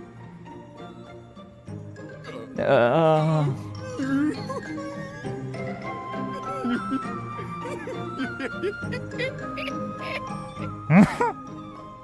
man already lying down begins drooling from the wide, dopey smile. He leaps to his feet and begins to dance listlessly. Right. This isn't normal, right? This could be serious trouble. Oh, it's alright. Analgesic concentration's pretty strong, so it's just affecting them a bit. This is a bit? We've got a nice share of look. Now, I'm glad that it wasn't Haku that just was able to make some sort of, like, miracle drug out of, like, nothing. Out of some sticks and some weeds on the side of the road. Like, that would have been just crazy work. Suddenly, we each confirm the other's thoughts. This is nowhere near a bit. Isn't it, maybe working a little too well? Like I said, it's for emergencies, so this effects are supposed to be powerful. It was originally formulated to help grievously wounded soldiers fight through the pain in battle. It has some addictive qualities too, but it's okay as long as it's not used frequently. Besides, look at them. Their pain is the last thing on their minds. Code indicates the frantically dancing man and smiles. I feel like I should rest, but at the same time, I guess it's just a poison wound, so like... yeah, I suppose. Kuon's medicines are scary stuff.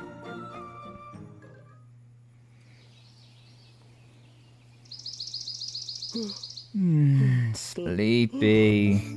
Big yawn there. Since our plans were to leave the capital at dawn, I woke up before the sun even rose. Man, I'm liable to fall asleep right here at the table. Didn't rest at all after that commotion. I'm gonna have to walk for a few days, Haku. Should eat up or you'll tire out on the road. Nom. Cool. To go on, of course, make sure to work at the mountain of food before her. No match for her appetite. Even so, just got up. I don't have much of an appetite myself. Yet. Hey, your kids are up awfully early. As a reply to Kuon, the man who called himself Ukon approaches us. Good morning. You're up early too. Something happened. Oh, it's nothing major. Village chieftain hired us to hunt down the swarm of Boro-Gigiri. We leave them like they are. They'll just attack folks again. Chief wants something done. He said he'll compensate us fairly for their work, so I accepted. Circumstances being what they are. The others ought to be waking up soon. Hunt down... that? Hey, can I ask you something? You said hunt down. Really plan on going up against a monster like that? Well, yeah, that's the plan. Not sure what you mean. Isn't it dangerous, even for a company like yours, facing off with a creature like that? Not at all. I mean, sure, there's some danger since they're venomous and there's a bunch of them, but they're not a big threat once you isolate them, and my men are skilled fighters. It's trivial work, really. No sweat. Did you just call that thing trivial? Just one, let alone a whole horde is. Haku, I don't know how to tell you this, but any reasonably strong person can probably kill one. Huh? I mean, I'm sorry? Take down that monster? What sort of people are you guys? Fact remains, venom is a legitimate threat, and the sudden nature of the job means we're underprepared. Ukon sits and leans forward on his elbows. But that said, I'm impressed by your apothecary chops. What would you say to joining up with us? Kuon's apothecary skills. I bet you triple what the grunts make. How about it? Sound fair to you? Kuon chews off a bit of amumini, slowly, mulling over the offer. If that's the case, yes, let's cooperate. So you'll accept. Even if Ukon's warriors are skilled, that doesn't mean Kuon. No, she'll be alright. Can't really imagine her falling behind. Her constitution isn't exactly something I can imitate, though. Hold on. Did you say us? Something wrong with that? Told you there's something wrong, me. You trying to get me killed? I don't stand a chance against a monster like that. It'll be alright. Even you should be able to manage if you get attacked. What do you mean? No way. Nope, not happening. That's my condition for accepting. You have to bring Haku along. Would you listen to me for just a second? Kid too, huh? Are you sure? Doesn't seem too wild about the idea. He can come, but just because you're with us doesn't guarantee his safety. Understand? He's gotta pull his own weight. I don't mind that. Mind it, would you? 'Cause I'd die if you don't. Haku, it's probably safe to say the amnesia means you don't really know the dangers of the world. But it's also probably fair to say you haven't done a whole lot of strenuous activities so far. If you go on like you have been, you really might lose your life in a future dangerous situation. Rather you experience the strenuous stuff that's manageable now to prepare you. But if you absolutely won't go, I won't force you. Don't pressure me. Like I have a choice when she says it like that. So, what'll it be? Alright. I'll go with you. Not like I get any options here. Good, and then that's that. Kuon seems strangely cheerful. She's enjoying this, isn't she?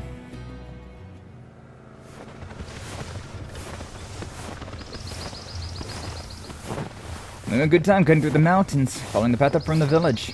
As we forge deeper in, light from the sun overhead dims, filtered by dense canopy growth.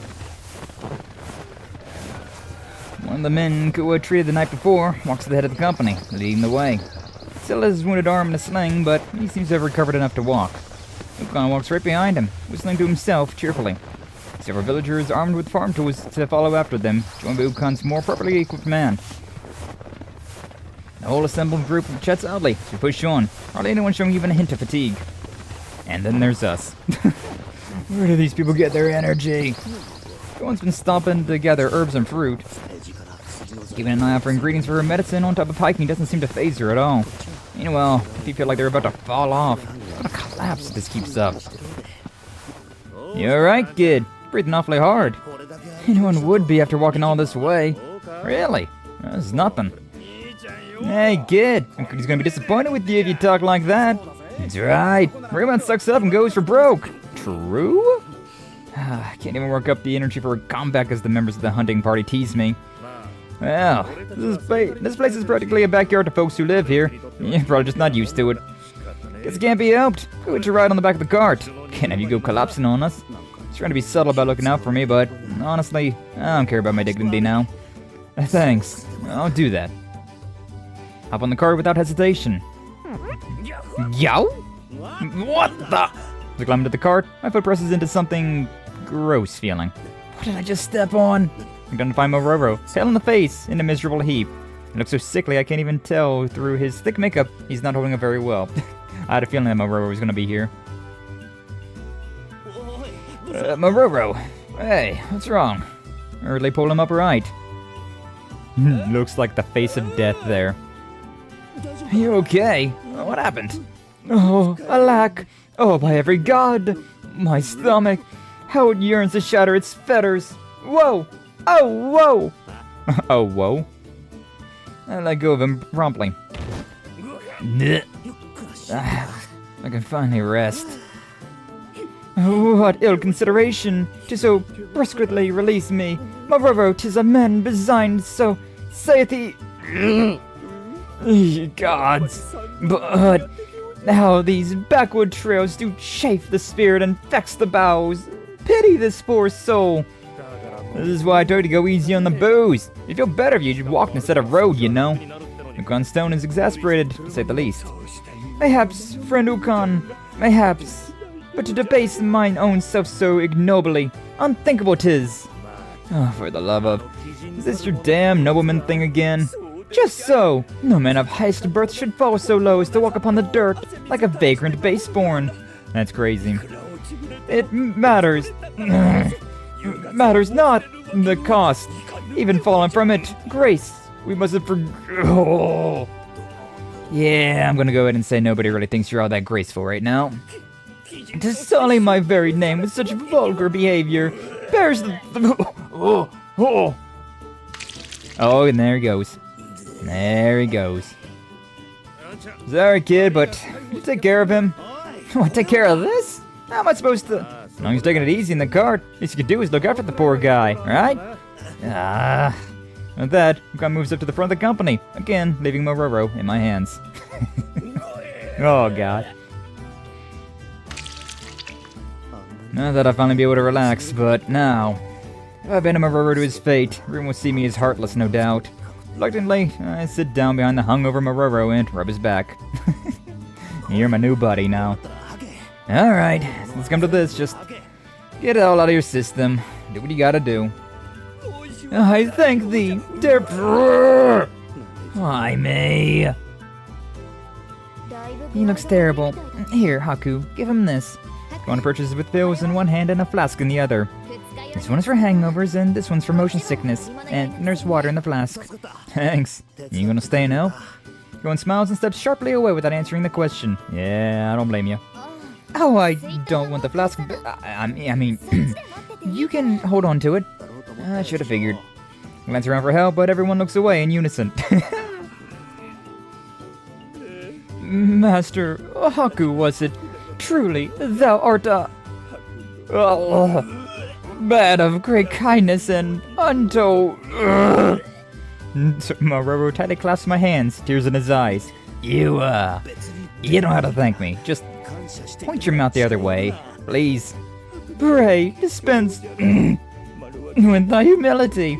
Oh, Master Haku, ne'er deep enough show my gratitude. That's nice, but will you listen to what I'm saying? Without a thought unto thyself dost thou stop to aid poor Mororo. Truly thou art a bosom for. What did I do to deserve this? How did it come to this? And granted the absurdity of the world, rocked by the rumbling of the cart. It was around here, right? Yeah, no doubt about it. Injured man's voice trembles. Visions of yesterday's encounter no doubt returning to his mind. Look at things. Doesn't seem to be any Gigiri nearby. Alright, everyone take a breather while we hash out our strategy. At Ukon's command, his men break rank to take a rest, sitting down and drinking from their flasks. Mororo, I'll leave the briefing to you. Despite Ukon's prompting, Mororo remains face down on the ground, flat on his belly and groaning. Good grief. Alright, I'll do it. Really my strong suit, you know. Ukon sighs and steps up beside a large folded net in the bed of the cart, patting it pointedly. Alright, before anything else, we're gonna lay out this net and then knocks on a large container next to the net. We'll pour this stew of rotten meat over the whole thing. I was wondering what the cart's cargo was. That's what was in here. Good thing that didn't spill on the journey up here. Yikes. I mean, you know, Mororo was spilling enough. Seems like rotting meat's their favorite. If all goes as planned, it'll lure the Gigiri into the area. Once you step on the net, tangle their legs and immobilize them. So you can use a trap to eliminate them. But no, that's not gonna work. These monsters will tear through that flimsy net like it's nothing. Damn, Mororo hit him with a big one. And we'll be stationed at the perimeter to catch any stragglers. That was Gigiri no match for us. I don't think Mororo is all that reliable at the moment. I'll be so for real with you. Ukon grins and his company lets out a collective laugh. Is it really going to be that simple? Is that net strong enough? I don't think those creatures are going to be taking care of that easily. Still anxious, Haku? Oh, well, I just can't help but think the trap should be sturdier, among other things. Stop being such a worrywart. Even if they're on the bigger side for Gigiri, it should be just fine. You say that, but I'm having a vision of everything collapsing and our party scattering. Come on, kid. Don't gotta worry about that stuff. Relax a little. Yeah, we've done extermination jobs like this before. Gigiri aren't a big deal. See? Don't worry so much. He's right about one thing, though. Stop being careless. Nobody let your guard down. Don't even think about getting hurt on purpose, just so you can get treated by Missy here. I catch anyone doing that, I'm having your pay. Oops, got us red-handed. Nah! Sound of jovial laughter rings through the clearing. Get snatches of conversation about how being treated by Kuon would make it worth the pay hit. Kuon smiles vaguely, but she seems troubled more than anything else. Everyone's calm and composed, even relaxed. I guess the Gigiri really aren't so big a problem. If that's the case, Skye's physical abilities must be beyond belief. God, I'm starting to understand what Kuon meant when she said she was worried. I'll just die by the roadside. My own devices out here. Something wrong? Just nothing. Haku, are you nervous? No, not really. Lying, of course. Just the memory of the Gigiri is enough to make me shudder in fear. Unlike those guys, for me it'd be strange not to be nervous going up against that beast. Nah. Wife. Haku. Also, it looks like... no, at first I thought they would look more like horseshoes in the snow, but no, that's just like a footprint. Kuon smiles at me. You don't have to be like them, you know? You have other talents that you should be proud of. Am I wrong? Yeah, think so. I do. Oh my god. Such wife moment. Such wife. Kuon smiles. Relieves my worries for some reason. Yeah, I wonder why the cute girl worrying about you and like supporting you, trying to like motivate you, helps your mental state. I wonder why this would be so effective here. No idea, no clue. Guess you're right. Besides, luck like yours, you might die by the roadside someday. Would you survive a scrape or two before then? Hey now. This look pretty weird for her to have cracked a joke like that. Guess she's right though. Not to be like those guys, so I shouldn't waste time worrying. The gap between me and the others is so dramatic, not sure I can care that much anymore. What? Something on my face? Oh no, you seem to be feeling better. I think you'll be just fine. Oh, right. I was going to give this to you. Kuon proffers a slender object. Is it a fan? Oh my god. We're bringing back the fan. Ah. Stupid ass weapon. I mean, better than nothing, I guess. Better than that stick I was using. Ooh, what's this? Metal fan. The thing they call a tesson? Even though it's made of metal, you can tell the grip's been worn down from long use. I'd rather you have a weapon to defend yourself with, so go ahead and use that if you get cornered. I appreciate it, but it looks like an heirloom. Isn't this something kind of precious to you? It's been well used. It's also been well kept, polished and buffed, free of any rust. It's really been maintained regularly. I'm only lending it to you. I want it back eventually, alright? Alright. Eventually, huh? I tightly clench Kuon's metal fan in my hand. It's my first time holding it, and somehow, feels like it fits in my palm with perfect comfort. And I can't help but wonder, if these stains on the blade aren't rust, then it's a weapon. It's gonna have blood on it. Yo, look at that hunk of meat. Everyone in position. Should be coming soon. Sir! Mororo, you all sobered up? Ha ha! Pray forgive my lapse, Master Ukon. Witness thou my countenance, and no Mororo standeth renewed. Behold now my puissance, my command over the mysteries arcane. Huh? I was convinced before, but are we really gonna be okay going up against a swarm of Giri-Giri? Hey Haku, do you remember your favorite food? No. I really like coconut shrimp. That's pretty solid. Let's go with that one for now. Your favorite food? For the sudden question. When we get back, I'll treat you to whatever your favorite food is, okay? So, it's gonna be alright. She is such wife. Holy shit, man. My Kuon is leagues better than Aruru ever was. And like, even, like, I like her more than Carlisle and all of them. Like, Kuon is just like complete wife. I don't get why that makes everything alright, but I guess she's trying to be thoughtful. Gotta stop making myself look so pathetic. Hey, you two, they're coming. Here comes the fun. Oh, they're smaller than I thought they were. Yeah, these are like some mini versions. I don't like the look of them, but they are much smaller. Eh. Whoa, they're bigger than I expected. Huh? No, they're way smaller, and they're also yellow instead of green. Bigger? No, those are small, like, way too small. Sheesh, sure are a lot of them. Watch out for the big one, and who gets bitten by that isn't getting off easy, that's for sure. Like, that's considered big, but it doesn't even hold a candle to the one that I... are they gonna have, like, an alpha around here as well? Like, they're gonna be able to deal with all of these small fry like that, but, then there's gonna be like the alpha that's gonna come down and that's gonna be the problem. Or like, did we just get like the extraordinarily unlucky and find an alpha? I'm falling for it. Now, Mororo! Thou mayst place thy trust in me! Oh my god! Even the way he walks! Mororo steps forward, puffing his chest proudly, and begins to wiggle his body strangely.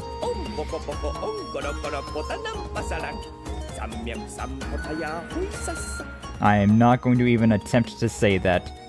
On poko poko, on koro koro, pantan an pasaran, sanmyaku san potaya, hoisa asa. And then I attempted it anyways. Oh my god. Go on. There's something the matter. is he, doing? That weird dance? You know, if this was how you had to do magic, even if magic was real, right? If this is how you had to do, like, incantations and dances to, like, do the magic, I don't know if I'd want to learn magic. I'll be for real with you. That's just a bit much. That's just a bit much, man. Dance? You mean thaumaturgy? Oh, but it's better known as magecraft over out here, I think. Magecraft? Makes signs with their bodies and fingers to channel power. This type is usually most potent for the weak-willed. Ah. Alack, thy words are a blade between Mororo's ribs, savagely thrust, fair lady. That was pretty harsh, Missy. Come to think of it, what was it that Mororo was supposed to do again? I wasn't paying attention. Wait, magecraft? Like magic? There's no way he can do just...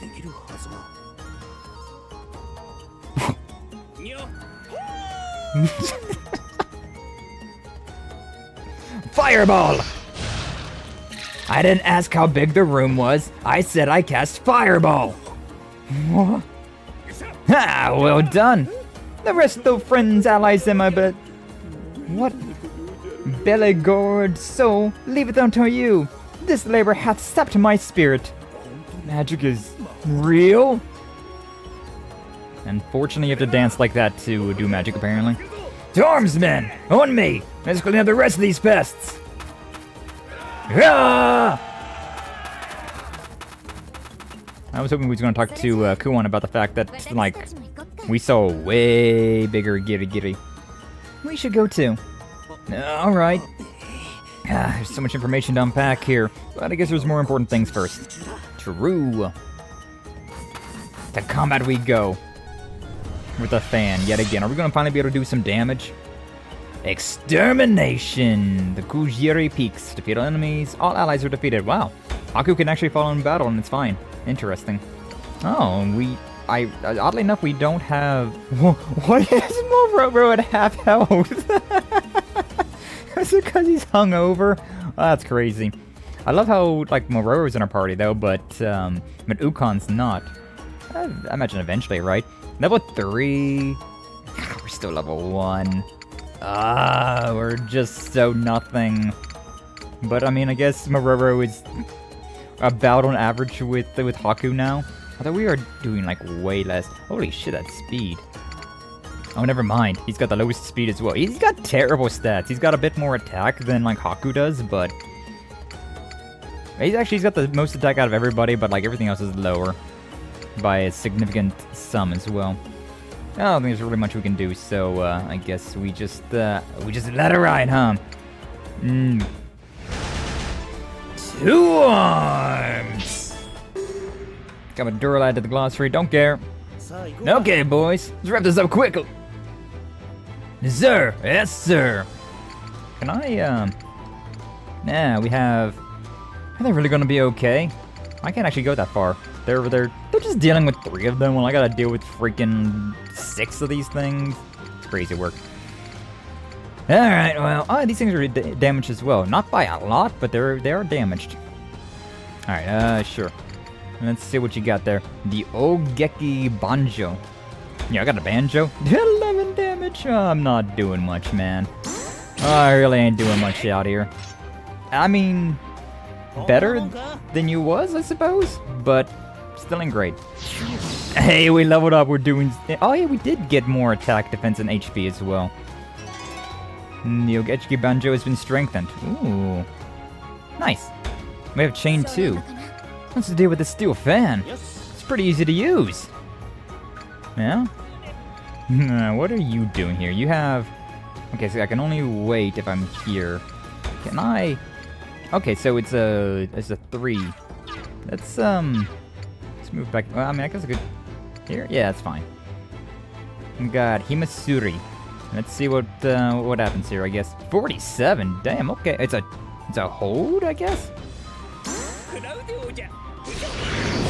Okay, I did not do that correctly, but I at least now understand, like, what's going on. And it was enough to kill, so, like, it's fine.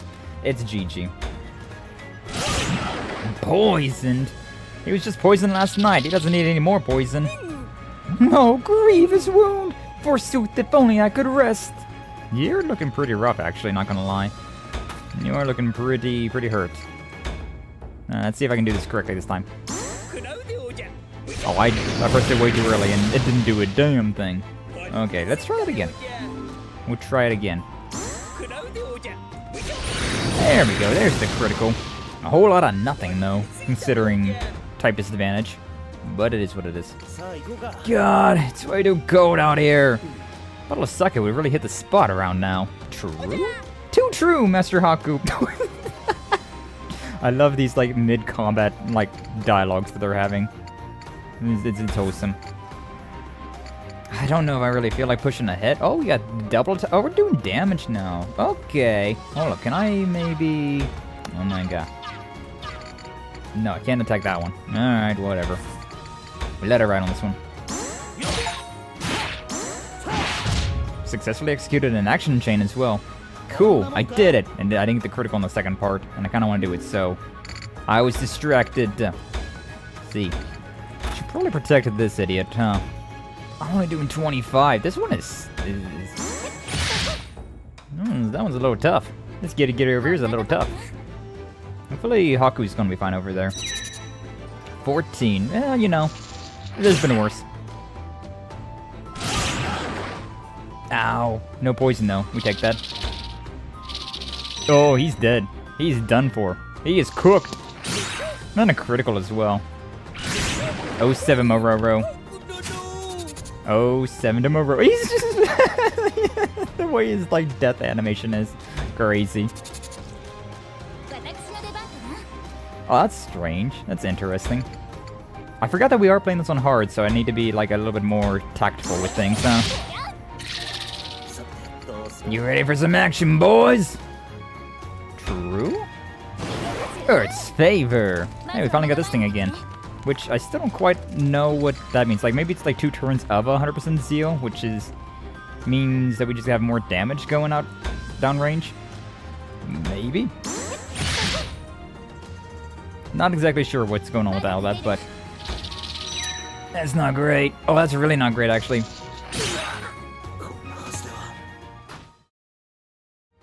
Divine Will. Okay, I was wondering if he was gonna have some sort of zeal boost with Haku.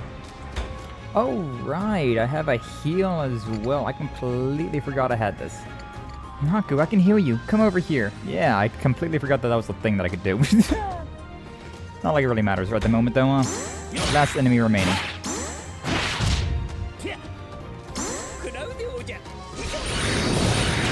Try to get the timing on that one.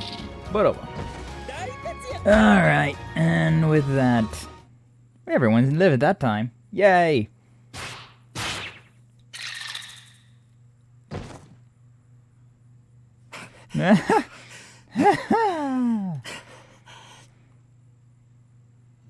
Not bad, kid. Yeah, I survived. Somehow. You look beat. Go rest up and take the rest of us. It's your first time doing stuff like this, yeah? So I'll cut you some slack, just this once. Do I plan on accompanying you for more jobs? Whatever, I ain't gonna argue. Alright, man, let's retrieve our kills. We sell bits of them for fun, so that was a single leg. True, we gotta loot the bodies. Yes, sir! After in the wake of the victory, Ukon's men moved to carry out his orders. Just collected a whole ass scorpion thing. Giri, I suppose. Wow, I'll single casually, huh? Guess this is what you can expect from seasoned experts. Haku, show me your arm.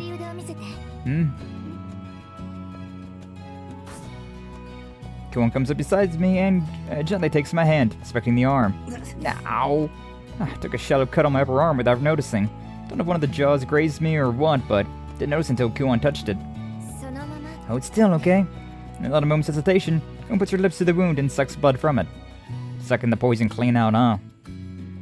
I think I got stabbed in my you know what? Never mind. It's fine. She gave us the Hakutua. Venom might have gotten into the wound, so just in case. She didn't need to go that far. My gaze locks with hers for a moment, but her eyes seem to be laughing. I have a bad feeling about this. Shh.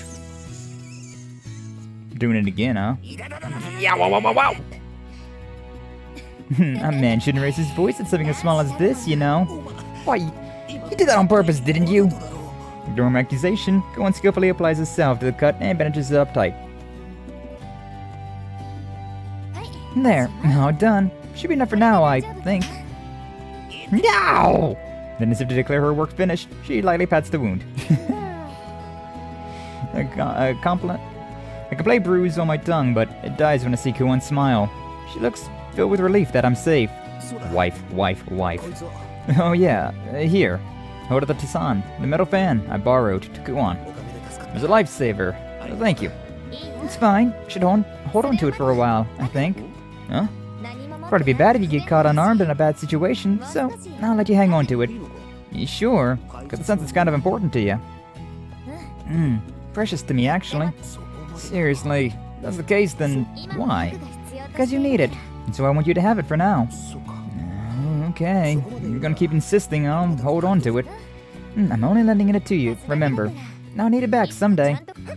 Most noble and valiant Master Haku, didst thou witness mine eldritch magecraft? I did, though.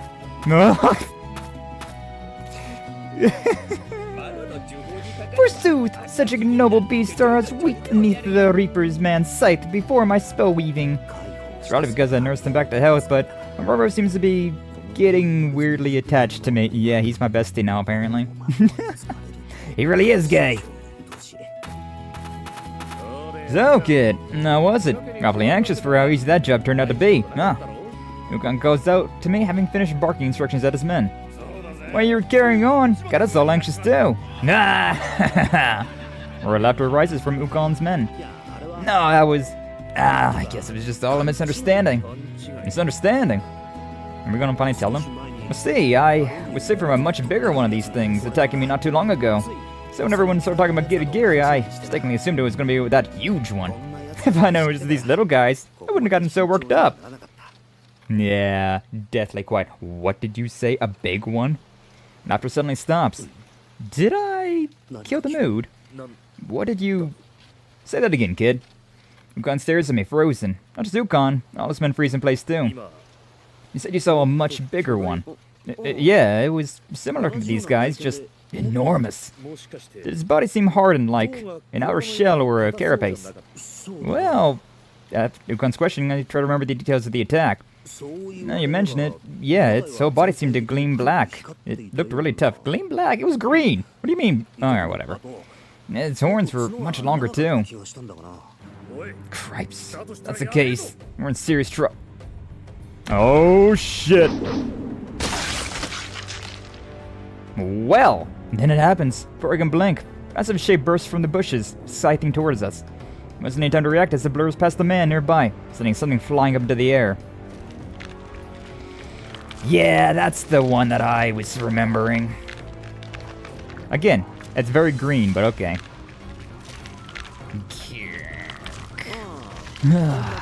It was something like this. Whoa! The flying object lands solidly in Mororo's hands, catching him by surprise. It's some dude's head, right? There's no time to look at him and flap its mouth in soundless anguish before it falls still. Mororo's piercing scream echoes through the clearing. And they're running away? The sound of Mororo's cry that bent around a scramble, fleeing in all directions. What the? And more of the small guys, huh? There are more little ones coming too! I mean, I lost the first round, so like, you know, I'm not too excited about round 2. But then again, if we heal up all the way, maybe we're fine. We have got some levels now as well, so, you know, we're doing stuff. We're actually being able to do stuff again. Maybe we can't 1v1 enemies, but, you know, gang. Yeah, well, I mean, he still has a head. That body down there still has a head. I don't know what went flying then. Oh, it's happening. Keep your distance. Fall back and regroup. We'll attack it all at once. Several of the men nearby take up arms at Ukon's command, but more and more Giri swarm out of the shadows nearby, pouring forth in a ceaseless horde. Oh, and from behind. Be careful there! Oh. This ain't looking too good, Chief. For anyone can ready their weapons, Giri lay into Ukon's men with a vengeance. Haku!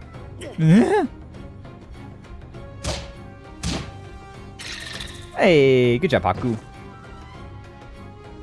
And Kuon's Skye snap out of my confused daze, quickly crushing the Giri attacking me. Thanks. You're a lifesaver. No wonder I thought our stories weren't meshing. We're talking about this thing. Kuon's sighs from your temples. This is bad, isn't it?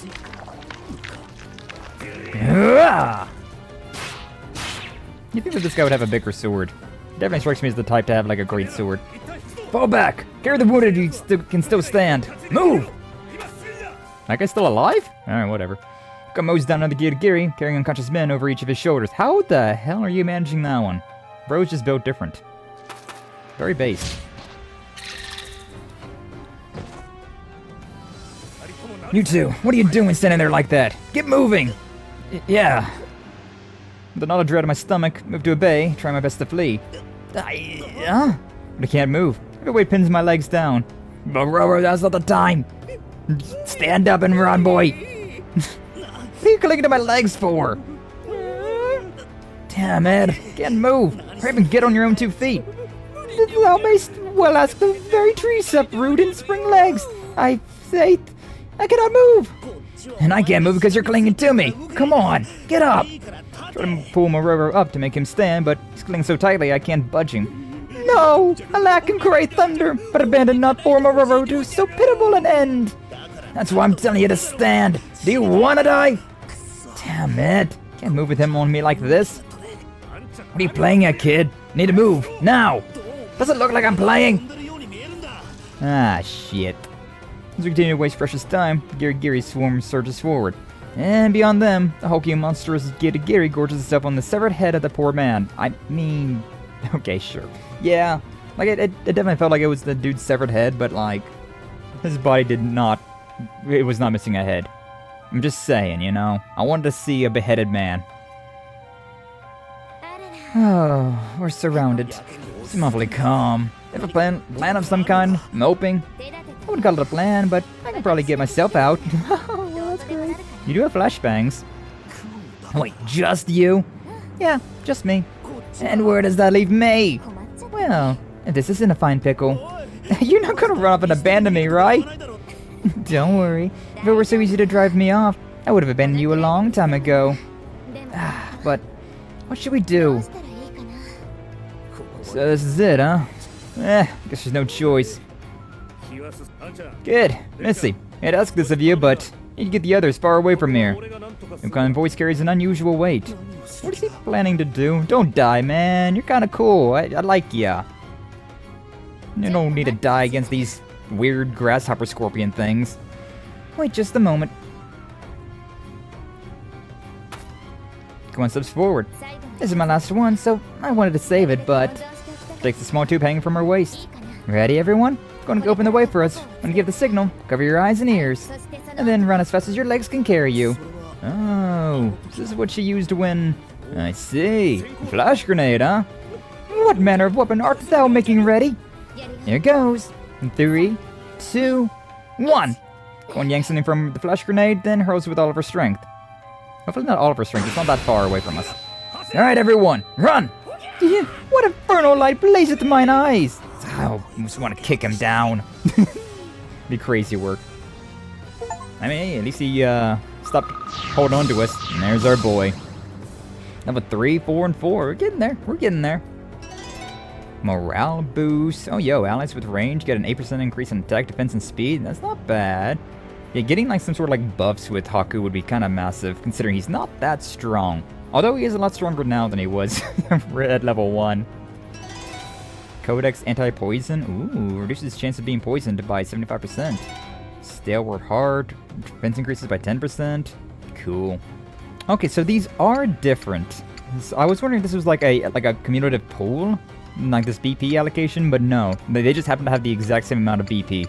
So no, they are all different as they were before. That's cool. That's for the best, honestly. That's pretty good.